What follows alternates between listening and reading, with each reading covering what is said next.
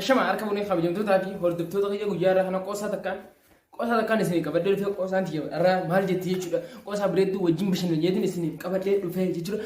Qoosaa tana mee na wajjin turaatii barsiisoo fi bashannansiisoo waa hedduu kasaabdi mee na waliin turaatii laalaadhaan isiniin jedha. Mee gama qoosaa sanii waliin haa ta'u hojjaa tokkotu gabarticha waan ta'eef ooruu takka keessa taa'eetuma yeroo hedduu wanta facaasee shumburaa facaasee ashiitumatti nyaatee kan fixu tahee jechuudha. San ollichi isaa kan ollaa isaa tokko gurbaa kana maaliif hin gorsinee akka inni gabaa geeffatee gurguratee irraa tujjaaru jee gama ooruu sanii ni gorsa jee gara ooruu sanii dhaqe. Sanii gabarticha kana maal jeenni beektanii guyyaan amma ollaa kadhaqe kun yeroo hedduu as teessee maaliif ashiitatti nyaattee fixaa maaliif hin gurguranne jeeni yeroo inni gaafatu taa'ee ashiitaa nyaata kun jechuudha shumburaa nyaata kun ashiitatti duboo hijeen magaalaa keessatti maallaqa guddaa sitaati duboo hijeen maallaqa guddaa saniin kaaboo beeyladaa yookaan dibicha ittiin bitataa jeen duboo hijeen ichi booda qonnateetiin qonnarraa gabarummaa tanarraa gara industiriitti qayyaramtaa jeen duboo hijeen achi booda duniyaan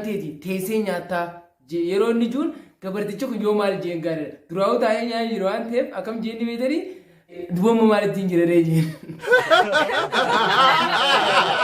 Qoosaa tiyya isii lamaffaatti mee waliin achi haa dabaruun isin jedha. Hiyya tokkotu osoo keessummaa deemuu aduun ittidhaan mana namaatti goree na bulchaa jeen. Manni harabbiitii bulii ja'anii yeroo isaan naqan warri jalqaba guyyaa saniitiif jechuudha hiraata qurxummii godhatan jechuudha. Qurxummii yeroo godhatan keessummicha mee hiraata itti kannaa ja'anii hiraata as baasanii yeroo wajji nyaatan jechuudha. Isaan kopha nyaatanii haati manaatii fi abbaan manaa ijoollee isaanii wajji kopha nyaatanii isaan kopha kannanii qurxummii xiqqoo takka kannaniif jechuudha. Innis maal godhee akka guddoo tana nyaatu mataa isaa keessatti maal dhawaate. Akkam godhanii beektanii qurxummii xiqqoo kannaniif tana fuudheetuma gurratti qabachuutti seenee jechuudha. Yeroo gurra qabatu boo moobaayilaa siin kan hin eebar jeerii abbaan manaa lolee beekta. Moobaayilaa siin kan hin eebar jeerii loleeni nyaadhuuf si kan inni jeenimi barra moobaayilaa seeniyaanis durbarra haadhaa fi abbaa kiyya galaannii fuudheeti qurxummii nyaatte sayyoo quba qabaatte je'eetiin gaafachuu jira barii jeeri keessumichi jeen jechuudha. Guddoo nyaachuu deemaa beekte inni yeroo je'uun duuba maal siin jettiree jeen abbaan mana yeroo maal jeen inni keessumichis maal jeen yoo maal jeen gaariidha. Akkam jeenni beektanii angaafa san hin dhalanne warra gurguddaa gaafadhu naan jettee jeetuma qurxummii xiqqoo dhisee guddoo fuudhee gurra qabatee nyaachutti seenee malli isin yeroo mala dhaadhaa.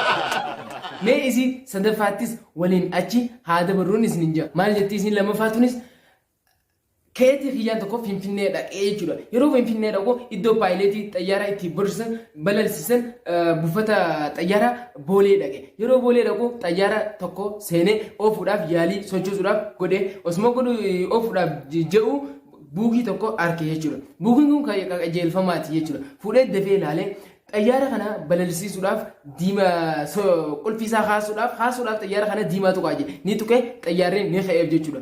Xayyaara kana deemsisu sochoosuudhaaf jechuudha magariisa gad tuqaa jedhe ni tuqee xayyaara kana sammii keessa ol kaasuudhaaf akkanatti ol kaasuudhaaf jechuudha gurraacha tuqaa jedhe inni ni tuqee sammii keessa oliin ka'ee jechuudha. Yeroo qilleensarra balalsiisuu eegalee deemu jiru kitaabarraa ilaalaa waan jiru kitaabninis yeroo itti aanu yoo maal jeen gaariidhamee.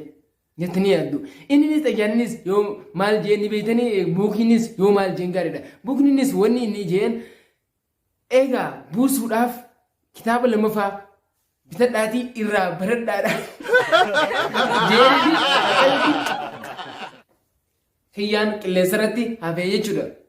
Mee isii sadaffaattis achi haa dabaru. Kiyyaa tokkotu harar dhaqee yeroo harar dhaqu meeshaa bitee firree dummeessee nama wajjin fuudhu yeroo dhabu innis dawwalee saayibsichisaatiin yaa inni rakkadee meeshaan irra heddumaate hootuutti na gargaarii jee yoo inni gaafatu innis yaaboo arraan tana as hin jiru harar hin jiru awwadaayin jira jeeni deebiseef jechuudha. Yaa na gargaarii jeen awwadaayin jira jeeti didee jechuudha. Yeroo inni didu ammaan tana silkii isaa itti dhaabsateeti meeshaa firra fe'ee deemuu eegale. Osuma deemu jiranii harar kana keessatti xiyyaadhaan walitti bakka jiran jechuudha. Isee walitti dhufanii hayi hiyyaan duraan awwadaayin jira jeessan mataa qabatan hayi aboo maal asii awwadaayin maal goote jeen ifumaafuu rifatee jechuudha. Akka walloon hiyyaadhaa kana itti irraa gammadanii ittiin bohaartan abdii guddaan isirraa qaba hamma viidiyoo biraatiin walitti deemnu nagaadhaa tura. Chaanala kana subscribe godhaadha. Bye bye. Video keenya like godhaadha. Bye bye.